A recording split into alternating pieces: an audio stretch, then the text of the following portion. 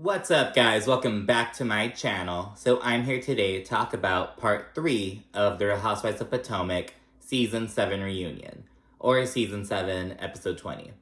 So, leading up to this, there's been like the way Andy Cohen and Bravo have been like promoting the reunion and kind of like hyping up about it. They were kind of saying that, oh, we're gonna have see unseen footage from Andy's special one-on-one with Robyn Dixon. It was only included in the last, 6 minutes of the fucking episode. And it was... And another thing, I watched the episode, Watch Robyn's Live, whatever. But I'm like, that wasn't even a one-on-one. Ebony Williams was on the fucking stage. And it's like, she wasn't really saying much, during this correspondence. She was making faces, but that's not a one-on-one. You know what I mean? So it's like, I feel like it was almost clickbaity. So I'm kind of like, shame on Andy Cohen for that. You know what I mean? Kind of hyping it up. Oh, in the special 90-minute reunion, we'll have unseen footage from the one-on-one. But it was nothing remarkable. So yeah, it was a big disappointment, and I was just like, okay, whatever. And it was just in the last 7 minutes too. Oh, the 90-minute end to season 7, the part 3 reunion with the one-on-one footage. It really wasn't anything. It was just some fucking bullshit. Robyn saying that, oh, they only met that one time at the hotel. They were never physical. I didn't see the messages, but I trust him. And just bullshit. You know what I mean? It was just, I don't know. I just feel like that was really clickbaity of them. It was just really not commendable, to be honest. But anyway, let's get into the episode now. We start off with Mia versus Jacqueline. They both bring receipts, and Jacqueline's like, oh, you want to see the receipts? And Candiace's like, yes.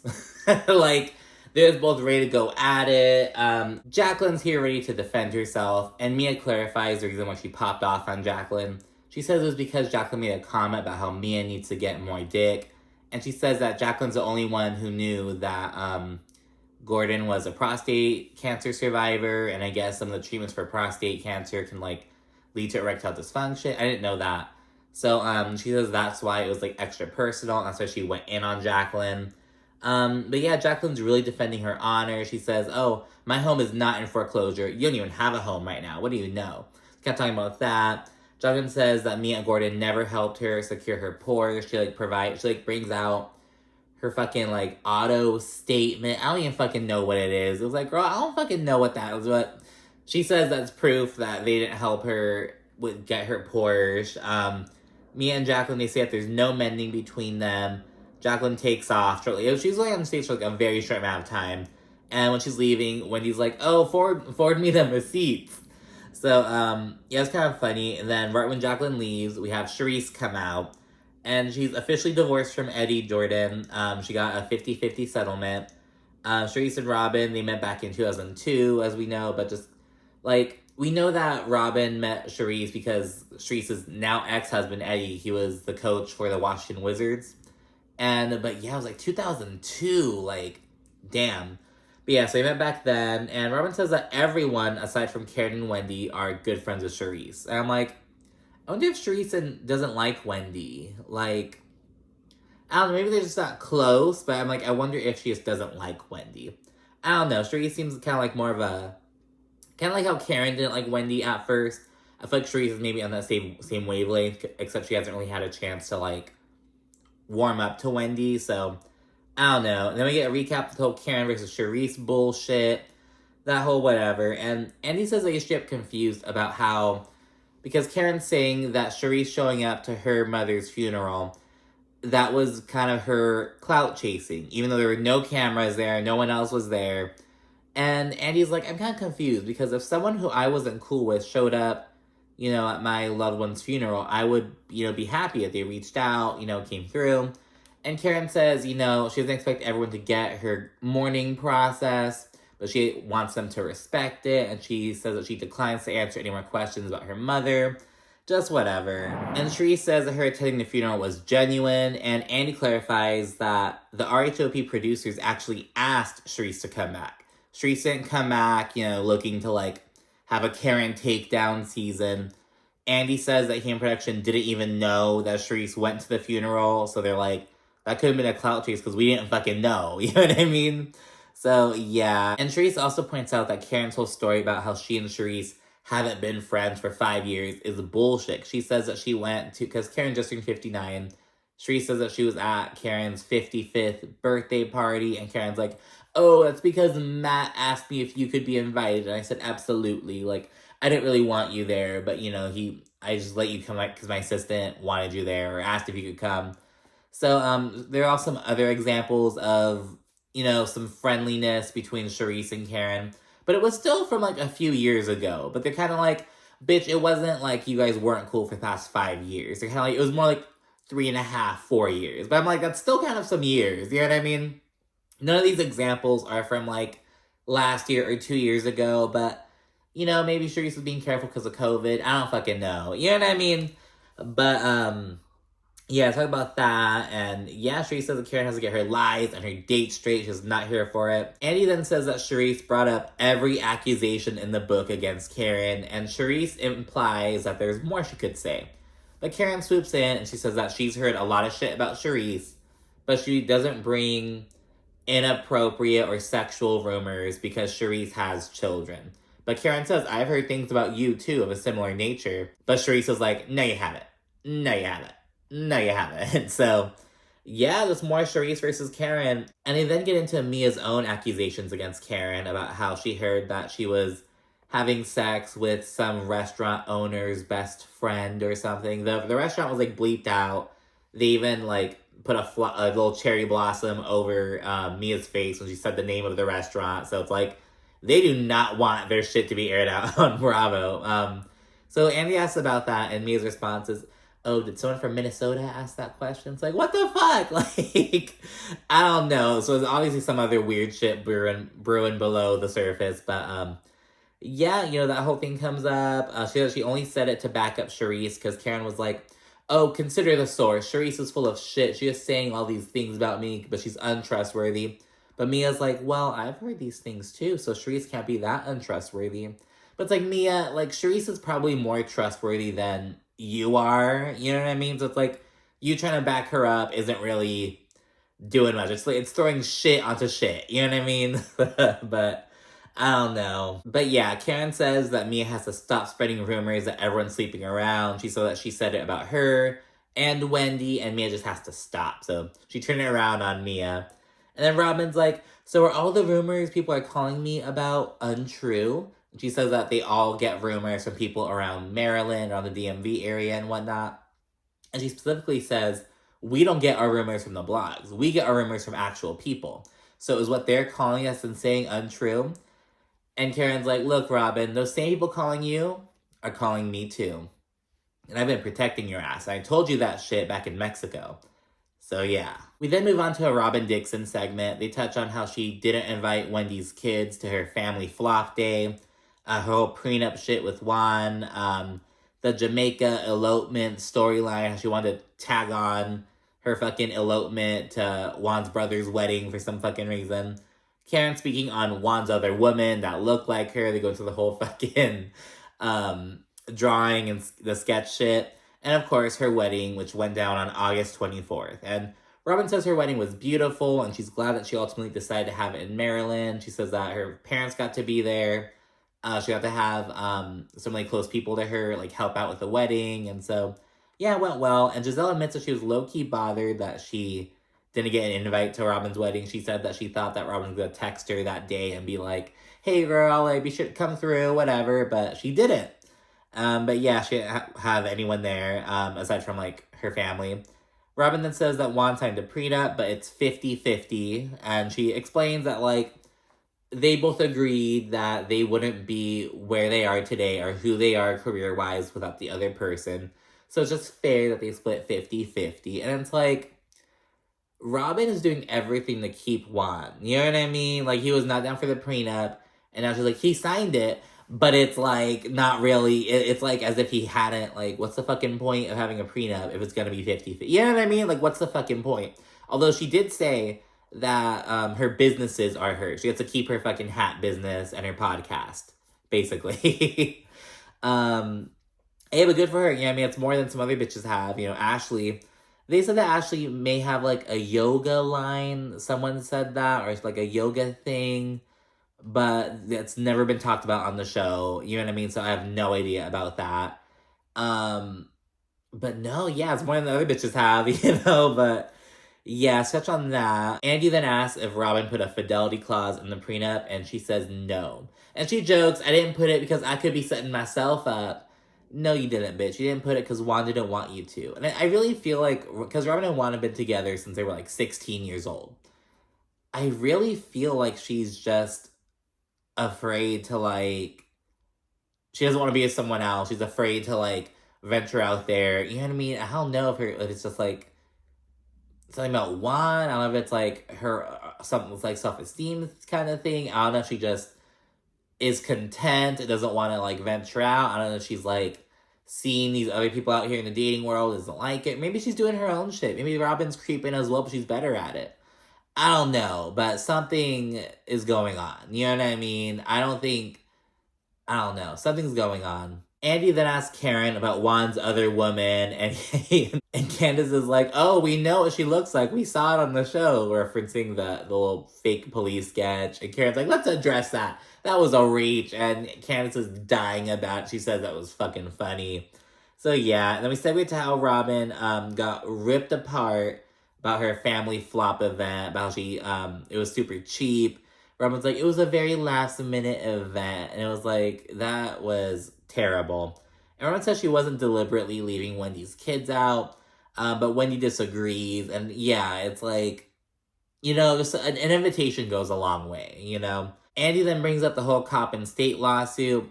Robyn says, so she says that, like, she's not disputing the claims made by the player, that, like, all that other catfishing shit. But she says that the allegation that Juan didn't handle a situation appropriately was, completely untrue. And Robyn says that Juan handled it in the exact way she'd want someone to handle a situation if it were one of her own children. So, yeah, that's what she says. She can't really say much about it because it's a lawsuit. And she also says that she thinks it's awful that Juan's name is being dragged into this as clickbait. So yeah, they address that real quickly. And Robyn then shares a quick little message for the people who hated on her relationship. And she says, be careful, because you never know what your situation's gonna be. And yeah, then Sharice leaves the stage. We see Chris, Eddie, and Gordon backstage chatting. And Chris says he's bringing the smoke for anyone who wants it. The husbands now enter the stage. Andy does a little small talk with them. He thanks Chris for being there because he had a tough season. Eddie and Wendy, they get love for laughing off the whole Happy Eddie comment, because when Ashley came to Wendy and told her about Deborah's allegation that, oh, Eddie was smiling, oh, Happy Eddie, blah, blah, blah, when she's laughed it off with Eddie, you know what I mean? Kind of that shows the strength of the relationship. Andy asked Gordon how it was watching Mia go through her health scare, on camera. And Gordon gets all emotional and shit. He's like he's fighting back tears, talking about how it was just the toughest thing he's ever seen someone have to go through, just the not knowing. And Robyn is right there, and she actually smirks at one point, and she kind of like, she's like trying to stop and hold back laughing. Because remember, on the show, Gordon was like, so it's just a rash. Oh, you interpreted you only had a certain amount of time to live. So he was kind of almost downplaying it towards the end of the show, and I think he's just overcompensating now, but I don't know. Yeah, Robyn seems to be trying to hold back from laughing. And Gordon then says that he sees Jacqueline as a little sister and he's never had sex with her or anything. And he asked if Gordon's had sex with any of Mia's friends, and he's like, no, I've never. And then he's like, well, aside from, Peter Thomas's ex-girlfriend, right? And they're like, no, there was never any penetration, I just foreplay stuff, like, whatever.